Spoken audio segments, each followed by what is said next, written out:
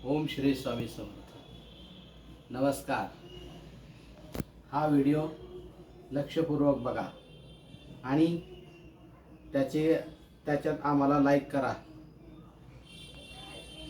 23 मे या दिवशी बुद्ध पौर्णिमा झाली. याच दिवशी बुद्धाचा जन्म झाला आणि त्याच दिवशी बुद्धाला ज्ञान मिळाले. बुद्धांनी सत्य, अहिंसा याचा अंगीकार केला आणि प्रत्येकाला धर्माच्या मार्गावर चालण्यासाठी सांगितले. हिंदू धर्मामध्ये जे कर्मकांड झाले होते ते कर्मकांड मोडून काढण्यासाठी श्री विष्णूंनी गौतम बुद्धाचा अवतार घेतला होता. त्यामुळे बुद्ध पौर्णिमेला बुद्धाचा जन्मदिवस मानला जातो. बुद्धांनी प्रत्येकाला, स्त्री असो पुरुष असो, सगळ्यांना शिक्षणाचा अधिकार दिला आणि सगळ्या गोष्टी करायला सांगितल्या. मी तुम्हाला एक गोष्ट सांगणार आहे. एक बाई बुद्धाकडे आली आणि तिच्या मुलाला घेऊन आली. मुलाला घेऊन आली म्हणजे कशी घेऊन आली की तिचा मुलगा मरण पावला होता आणि तिचा हट्ट एकच होता की माझा मुलगा जिवंत करायचा. बुद्धांनी तिला सांगितलं, बाई तू अशा घरातनं मुठभर मोहऱ्या घेऊन ये की ज्या घरात आज कुणीच गेलं नाही किंवा कधीच कुणी गेलेलं नाही.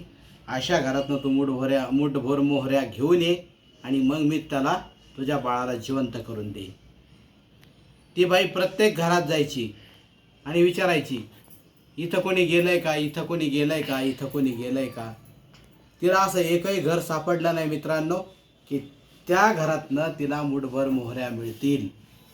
तिला शेवटी मुठभर मोहऱ्या मिळाल्या नाही आणि मग ती बुद्धाकडे गेली. बुद्धाने सांगितलं, बाई जन्ममरण आपल्या हातात नाही, तो परमेश्वराचा अधिकार आहे, तो नियतीचा अधिकार आहे. त्याच्यामुळं त्याचं आयुष्य तेवढंच होतं. तू त्याचा अंत्यविधी कर आणि स्वतःचं आयुष्य चांगलं कर. धर्माच्या नावाने कार्य कर, परमेश्वराचं नामस्मरण कर. बुद्धांनी कधी कोणामध्ये भेद केला नाही. डॉक्टर बाबासाहेब आंबेडकरांना ज्यावेळेस धर्म स्वीकारायची वेळ आली होती त्यावेळेस अनेक धर्मांनी त्यांना सांगितलं होतं की आमच्याकडे या, आमच्याकडे या, आमच्याकडे या. पण बाबासाहेबांनी बुद्ध धर्माचा स्वीकार केला.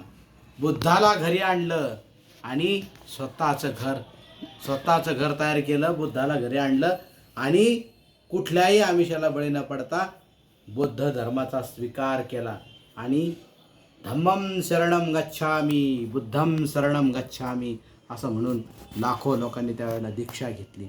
म्हणून मित्रांनो, तुम्हाला आमचा हा व्हिडिओ कसा वाटला बघा, लाईक करा, सबस्क्राईब करा आणि आवडला असेल तर आम्हाला कमेंट करा. अजून तुम्हाला कुठले कुठले व्हिडिओ ऐकायला आवडतील ते आम्हाला सांगा.